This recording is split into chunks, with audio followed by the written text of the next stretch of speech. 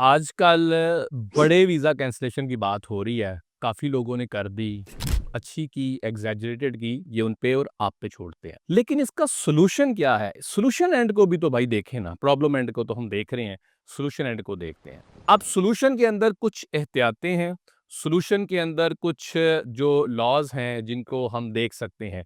मसलन अब हो क्या रहा है कि डिपार्टमेंट उन लोगों के वीज़ाज़ कैंसल कर रहा है, यानी जिन्होंने ब्रीच किया। ब्रीच के अंदर जब बात आती है तो क्या-क्या ब्रीच है? ब्रीच के अंदर ये ब्रीच हो सकता है कि ये बड़ा लंबे अरसे तक अपनी सीओई इन्होंने होल्ड नहीं की, तो उस पे डिपार्टमेंट आपको नॉइक भेज सकता है। ऑनशोर हैं तो नॉइक आएगा, ऑफशोर हैं तो सीधी कैंसलेशन सेक्शन 128 के तहत, और उस पे अपील राइट नहीं होता, रिव्यू राइट होता है। तो इसके अंदर एहतियातें क्या-क्या है? तो भाई जो कंडीशन है ना, आमतौर पे क्या होता है, कुछ ऐसी कंडीशंस होती हैं जो आपने सब्सटेंशियली आपने कंप्लाई की हो, तो आपकी जान छूट सकती है। मसलन इसको यूँ समझिए, और ये मैं जनरल रूल आपको बता रहा हूँ। मसलन इसको यूँ समझें कि आपके पास 100 दिन का वीज़ा है।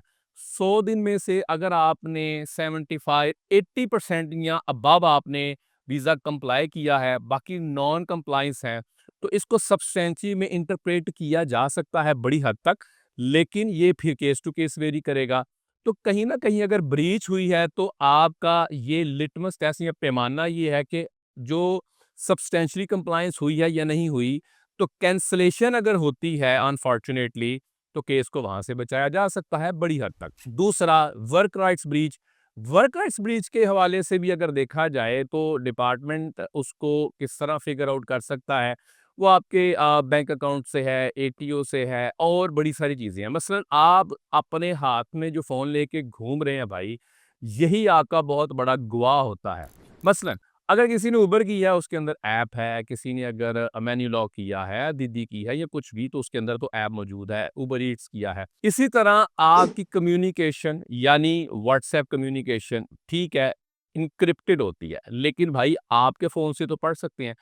सेंडर और रिसीवर के फ़ोन से तो पढ़ा जा सकता है। टेक्नोलॉजी जो है वो बड़ी हद तक आगे जा चुकी, तो हमें उसी हद तक या उस तरह इस केस को सेंसिटिविटी को देखते हुए सोचना पड़ेगा कि कितनी चीज़ें सेंसिटिव हैं। अब होता क्या है, जैसे ही केस ऑफिसर या कोई भी ऑफिसर जो ऑन ड्यूटी है एयरपोर्ट के ऊपर, तो वो ये पूछता है बहुत सारे सवालात। उसमें समटाइम्स क्या होता है, एक तो इतना लंबा सफ़र करके बंदा आया होता है, बहुत सारी चीज़ें नहीं पता होती, बंदा वैसे ही बहुत सारी चीज़ें भूल जाता है। तो भाई आपके कॉमन क्वेश्चंस आपसे वो क्या पूछ सकते हैं? ऑब्वियसली आपका नाम पूछेंगे, आपका वीज़ा पूछेंगे, कब आए, किस कोर्स में आए, आपके सब्जेक्ट्स का नाम क्या है, आप किस कैंपस में हैं, आपकी जनरल फीस इस तरह क्या है, प्रोग्रेस क्या है, किस तरह आपका जो मीडियम ऑफ इंस्ट्रक्शन आपका किस तरह है, ऑनलाइन है, ऑन कैंपस है, इस तरह की बातें वो पूछ सकते हैं।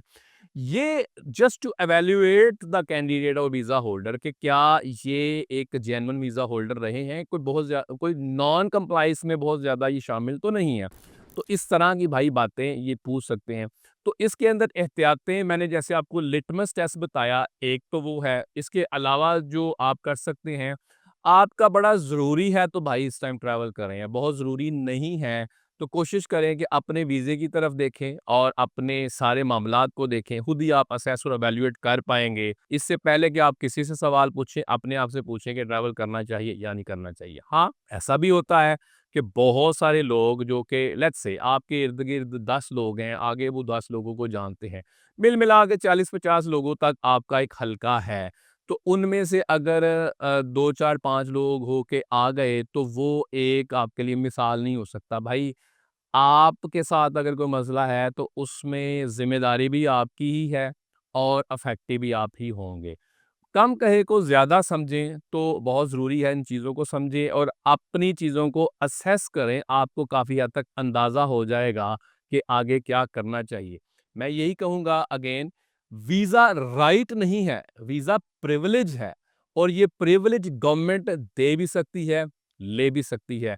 हमने एहतियात तब तक करनी है जब तक हम प्रिविलेज को राइट में तब्दील नहीं कर सकते, और वो हो सकती है आपकी Australian citizenship. Follow for more. Thank you.